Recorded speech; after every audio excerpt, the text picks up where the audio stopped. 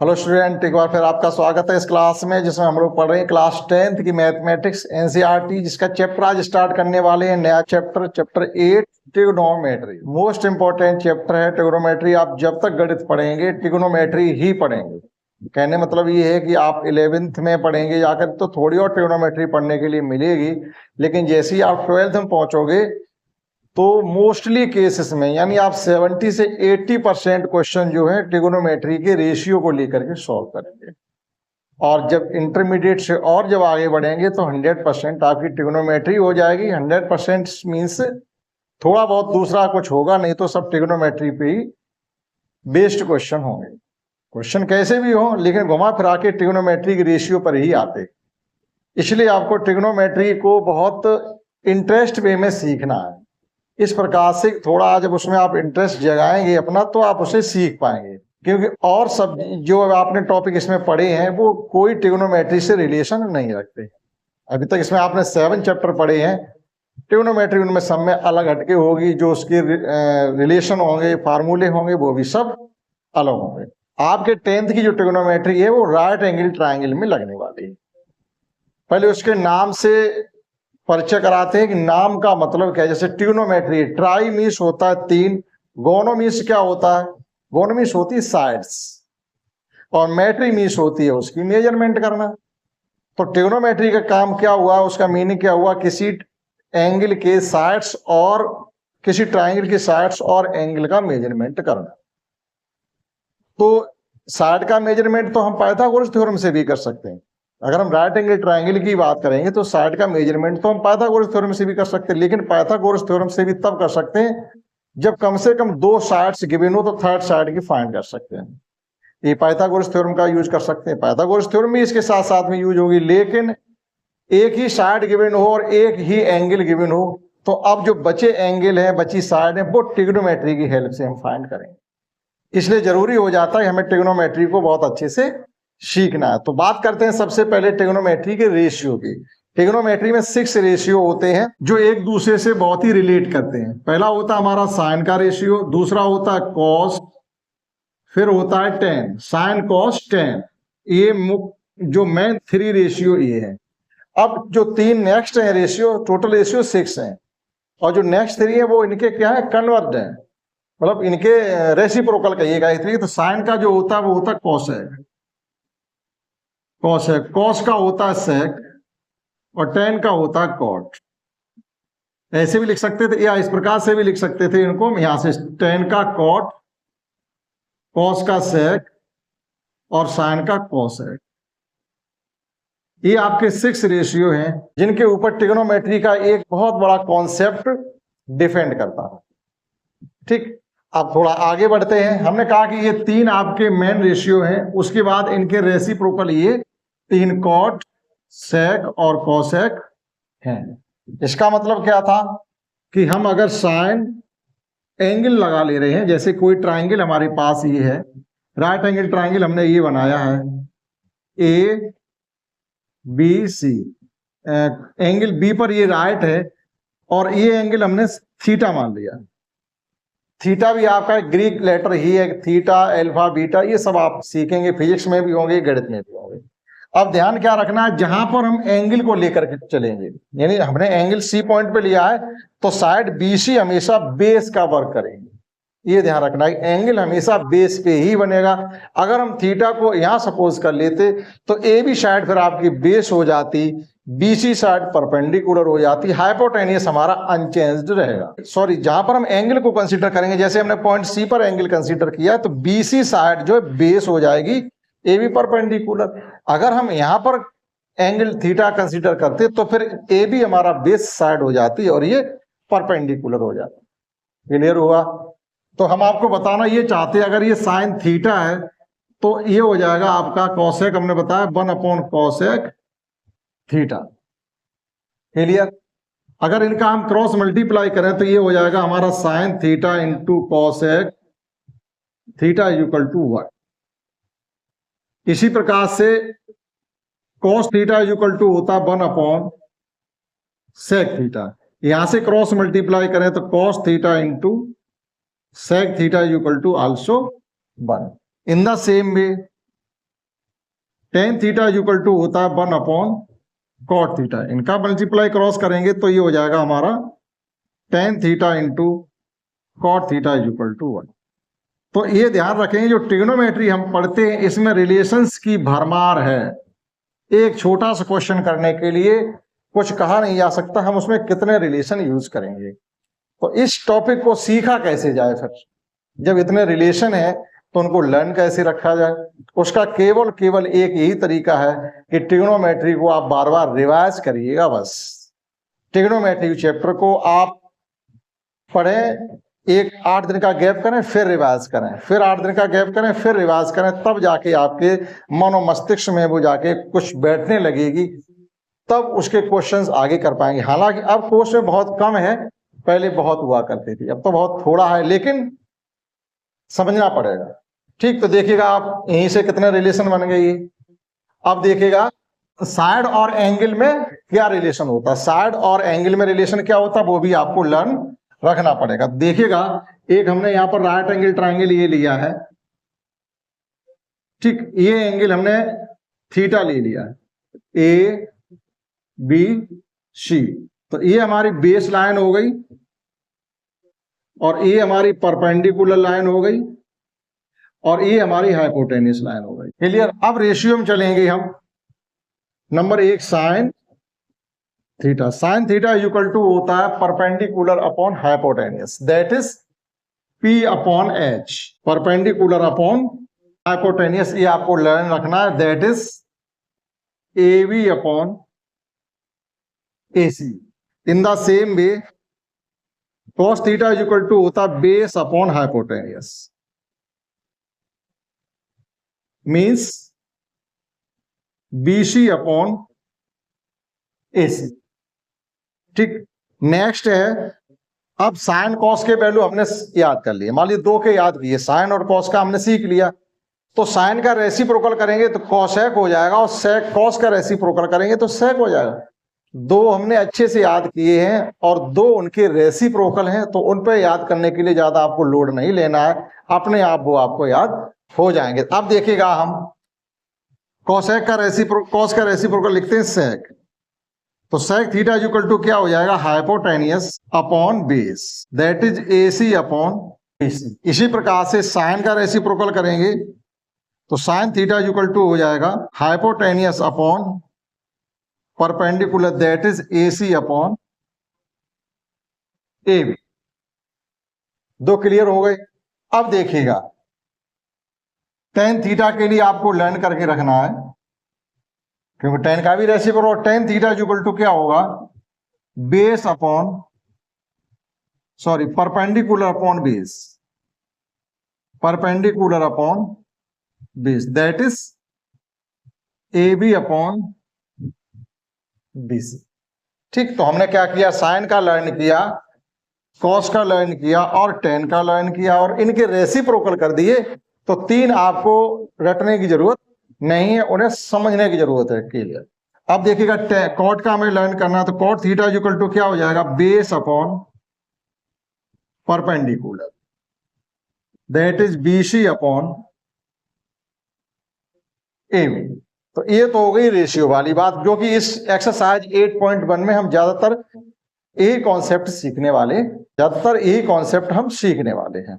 दूसरा क्या होता है, जैसे जैसे इसमें हमें जरूरत पड़ती चली जाएगी रिलेशन की, वो रिलेशन आपको वहीं पर हम प्रूफ कराते चलेंगे। वैसे बहुत है रिलेशन, अगर हम पहले चैप्टर एक्सरसाइज में रिलेशन कराने लगेंगे तो फिर आप थोड़े मिसअंडरस्टैंड कर जाएंगे, इसलिए अभी हमने क्या किया, इसमें रेशियो बताए हैं और रेशियो का आपस में रिलेशन क्या है वो बता दिया है, और साइड और रेशियो में क्या रिलेशन है हमने वो आपको बता दिया है। साइन कॉस tan के लर्न करके रखें और उसके रेसिप्रोकल करेंगे तो हमको 3 अगले मिल जाएंगे। अब चलते हैं सीधे एक्सरसाइज 8.1 पर, वहां भी जो रेशियो लगने वाला होगा हम आपको तुरंत वहां पर प्रूफ करके दिखाएंगे। आइए शुरू करते हैं exercise 8.1।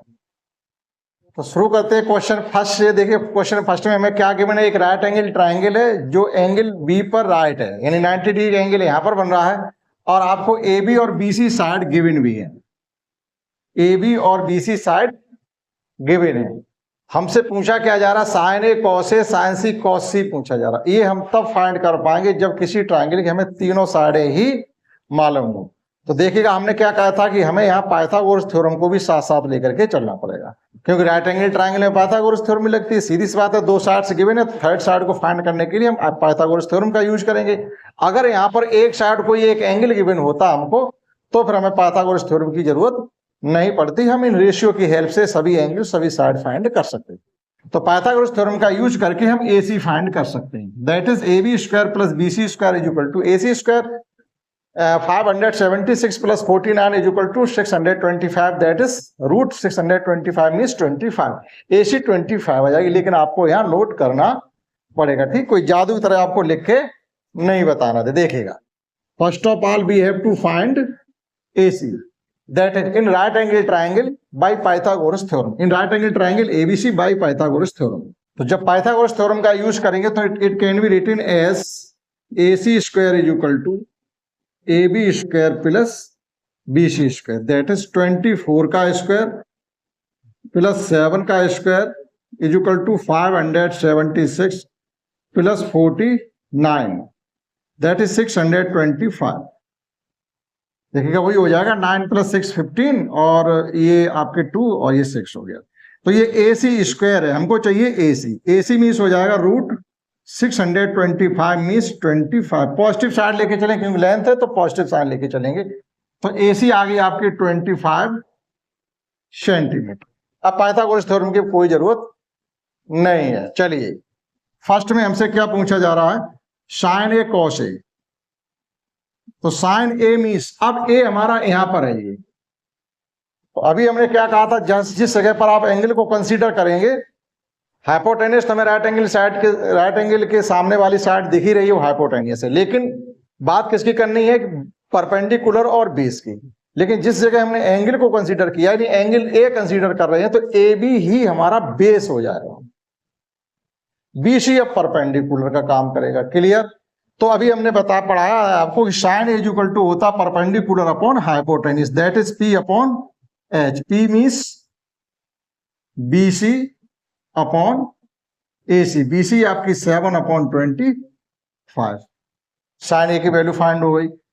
In the same way cos A, तो AB साइड क्या है, बेस है आपकी, that is base upon hypotenuse, B upon H, यानी AB अपॉन AC 24 अपॉन 25।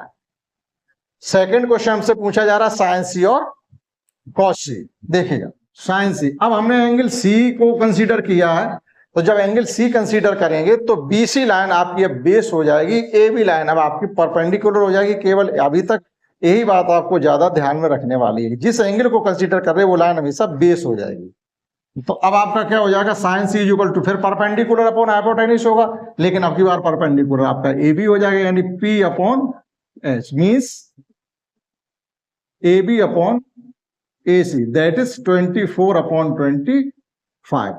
इसी प्रकार से cos C इक्वल टू हो जाएगा आपका base upon hypotenuse, base upon hypotenuse, base means BC और hypotenuse AC is equal to 7 upon 25। Question first हमारा यहां तक क्लियर हो जाता, कोई भी पॉइंट हमने मिस नहीं किया, जो भी पॉइंट थे वो क्लियरली आपको समझा रहे। आइए समझते हैं सेकंड क्वेश्चन।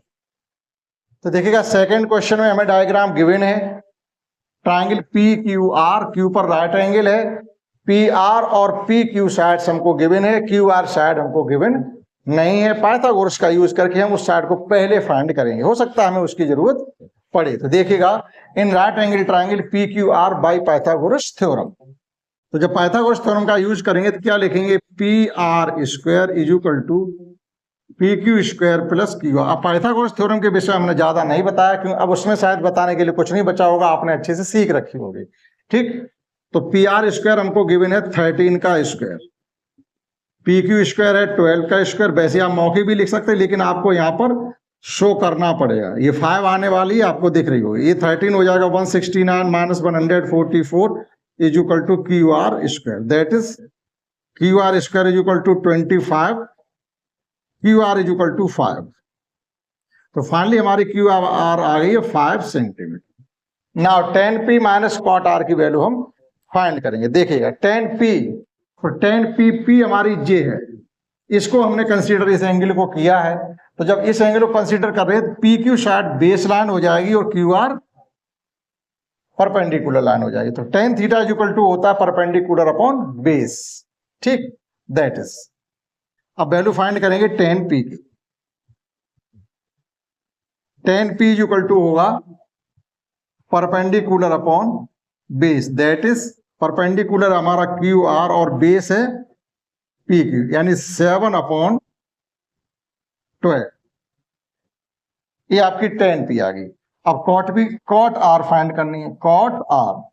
अब आर हमने ये कंसीडर किया, इसका मतलब है कि अब क्यू आर आपका बेस लाइन हो गई और पी क्यू आपकी हो गई है परपेंडिकुलर। अब हमने कहा कि टेन का अगर आपको लर्न है रेशियो तो कॉट का लर्न करने की जरूरत नहीं है। टेन का क्या होता है, अगर यहां पर हम टेन आर फाइंड करना चाहते हैं, टेन आर, तो टेन आर इक्वल टू क्या होगा, ये है ये एंगल आर, तो इसका मतलब ये परपेंडिकुलर, ये base, that is P Q upon Q R. लेकिन हमको क्या फाइंड करना है, कॉट आर। तो कॉट आर के लिए आप इसका रेसिप्रोकल कर दीजिएगा, that is perpendicular upon base था तो आप कर दीजिएगा base upon perpendicular. Base line हो गई आपकी है Q R upon P Q, और क्यू आर है आपकी 5 और पी क्यू है आपकी 12।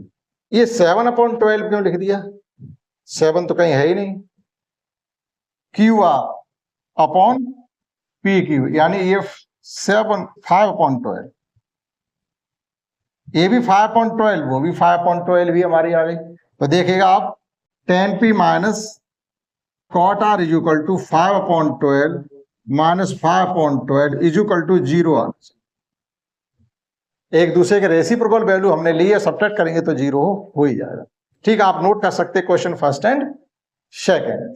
थर्ड क्वेश्चन समझते हैं, जिसमें हमको गिवन है sine A is equal to 3/4 given है और आपको कॉस ए और टेन ए की वैल्यू फाइंड करनी है। वैसे अभी हमने कोई रिलेशन ऐसा बताया नहीं है जो बगैर राइट एंगल ट्रायंगल बनाए आप इसकी वैल्यू फाइंड कर सको। बहुत से तरीके हैं जिनसे हम कर सकते हैं, किसी राइट एंगल ट्रायंगल की हमें आवश्यकता नहीं है। लेकिन अभी वो कॉन्सेप्ट आपने नहीं सीखी और वो कॉन्सेप्ट इस एक्सरसाइज में लगानी भी नहीं है। इस एक्सरसाइज में राइट एंगल ट्रायंगल को बना करके ही आगे बढ़ेंगे। देखिएगा एक राइट एंगल ट्रायंगल हमने बनाया है ए वी सी, आप कहीं पर भी कंसीडर करें, ये एंगल ए है, तो ये साइन ए की वैल्यू हमको गिवन है और यहां पर हमने राइट एंगल माना हुआ, साइन ए की वैल्यू हमको गिवन है। तो अब देखिएगा यूज कैसे करेंगे हम, जो वैल्यू गिवन है उसको sine A is equal to, जब इसको ए हमने कंसीडर किया है तो ये वैल्यू हमारी हो गई बेस लाइन, ये हो गई हमारी परपेंडिकुलर, ये तो हाइपोटेन्यूस है ही। तो sine A is equal to क्या होता है, परपेंडिकुलर अपॉन हाइपोटेन्यूस। अब परपेंडिकुलर हमारा क्या दिया गया इसमें, ये दिया गया 3/4। तो परपेंडिकुलर कौन हो गया, परपेंडिकुलर हो गया 3 और हाइपोटेन्यूस हो गया 4। इस प्रकार से लिखकर चलेंगे। आप इस शक्ल में बनाए ना कि 3/4 दिया गया, ये 3 ये 4 हो जाएगी, ये पाइथागोरस थ्योरम से 5 हो जानी चाहिए, ये तो करेंगे। लेकिन ऐसा यहाँ गिवन नहीं है। अगर हमने इस एंगल को ए माना है, क्योंकि यहाँ पर ए गिवन, ए इसको मानिए चाहे इसको मानिए, अगर इसको ए मानेंगे तो ये परपेंडिकुलर हो जाएगा, तो ये 3 हो जाएगी, हाइपोटेन्यूस 4 ही रहेगा, हाइपोटेन्यूस 4 ही रहेगा। ये आपकी 3 यहाँ आ सकती है, ये यहाँ पर है। तो साइन ए की वैल्यू के अनुसार हमने 3/4 ये कंसीडर। अब पाइथागोरस थ्योरम से आपको ए भी फाइंड करनी पड़ेगी ना भाई। पाइथागोरस थ्योरम, पाइथागोरस थ्योरम क्या कहती है कि AC square is equal to AB square plus BC square. AC square है 4 का स्क्वायर 16 और AB हमको फाइंड करना है और BC हमारी 9 है। तो एक तरीके से AB square is equal to कितना आ गया, 7। 16 में से 9 जाएंगे, 7 बचेंगे, तो AB इज इक्वल टू हमारा आ गया फाइनली √7। ये वैल्यू हमारी √7 के इक्वल आ गई है। अब फाइंड करिएगा जो भी हमको फाइंड करना है। देखिएगा cos A is equal to, cos A is equal to, cos क्या होता है, अगर इस एंगल को A माना तो ये बेस लाइन है, ये परपेंडिकुलर, ये हाइपोटेन्यूस, तो cos A is equal to होता है base upon hypotenuse, that is AB upon AC means √7/4. In the same way tan A is equal to, tan A is equal to होता है perpendicular upon base. Perpendicular हमारा 3 है और base है perpendicular जो line है वो हमारी BC है और ये AB है, दैट इज 3/√7। इस प्रकार से इस क्वेश्चन को आप करेंगे, क्योंकि देखिएगा बहुत आसान भी है, लेकिन ये 3/4 दिया तो आपके दिमाग में क्या दौड़ के तुरंत आएगा कि 3/4 एक 3 होगी एक 4 होगी, पाइथागोरस थ्योरम से 5 होनी चाहिए। आप मौखिक करना की कोशिश करेंगे, लेकिन वो होने वाला नहीं। ठीक, आप नोट कर सकते, समझते। Next question 4। क्वेश्चन 4 समझते हैं। यहाँ पर हमको गिवन है 15 cot A = 8 गिवन है और sin A और sec A की वैल्यू हमको फाइंड करनी है। तो जो गिवन है उसके अनुसार हम चलते। we have given that means 15 cot A = 8, that is cot A = 8/15। आप चाहो तो उसको 10 में भी कन्वर्ट कर सकते हैं, या कॉट में रहने दीजिए, कोई फर्क नहीं पड़ता। अगर 10 A में कन्वर्ट करना चाहते हो जाएगा हमारा 15 रेसिप्रोकल वैल्यू केवल करनी थी। तो आप एक राइट एंगल ट्रायंगल इस प्रकार से बनाएंगे, ये ABC, राइट एंगल B पर हो गया। ए हमने कंसीडर किया, ये A कंसीडर किया, कोई फर्क नहीं पड़ता आप A कंसीडर यहां करें या यहां पर करें, कोई फर्क उससे नहीं पड़ता, क्योंकि हाइपोटेन्यूज चेंज होने वाला नहीं है। तो tan θ = क्या होता है, tan A = हो जाएगा आपका परपेंडिकुलर अपॉन बेस। तो परपेंडिकुलर आपका 15 है और बेस 8 है। अगर ए इसको कंसीडर करते तो 15 ये हो जाता, 8 यहाँ आ जाता, कोई फर्क नहीं पड़ता, हाइपोटेन्यूज आपका उतना ही रहेगा। अब पाइथागोरस थ्योरम से अगर हाइपोटेन्यूज फाइंड करना चाहो तो कितना हो जाएगा, नाउ AC² हो जाएगा हमारा AB² + BC²। AB² means 64 + 225। 8 direct कर सकते हैं, 15 का 225 एडिशन जब करेंगे तो ये कितना हो जाएगा, 289 होना चाहिए, 289। 4 + 5 9, 289, यानी AC² है, हमको चाहिए AC मीन्स √289। 289 का स्क्वायर रूट होता है 70। ये वैल्यू आपकी आ गई 17, यानी 8, 15 और 17 ये एक पाइथागोरियन ट्रिपलेट है। ठीक, सभी वैल्यू हमको फाइंड हो गई। अब उसके बाद ही जो भी वैल्यू आपको फाइंड करनी है वो करते हैं। किसी ट्रायंगल की तीनों साइड आपको पहले कंफर्म कर लेनी है। अब देखिएगा आपको फाइंड करना sin A। तो sin A = होता है perpendicular upon hypotenuse, means perpendicular क्या है BC, हाइपोटेन्यूज क्या है AC, दैट इज 15/17।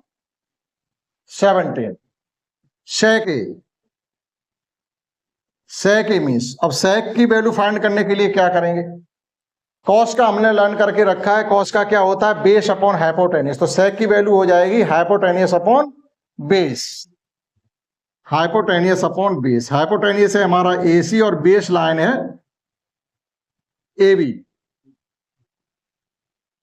ठीक, यहां पर चेक करिए, sin A = क्या था, परपेंडिकुलर अपॉन हाइपोटेन्यूज 15/17। ठीक है, तो यहां पर AC अपॉन AB मीन्स 17/8।